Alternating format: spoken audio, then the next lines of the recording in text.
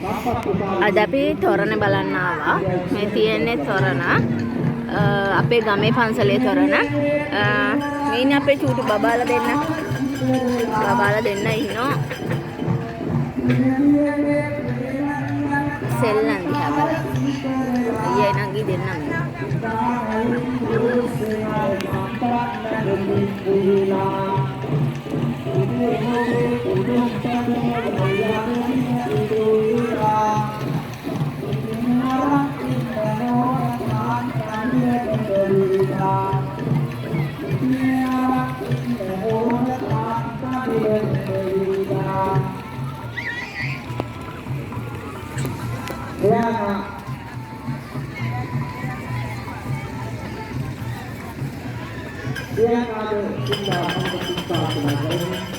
Baba bangle ka pennana?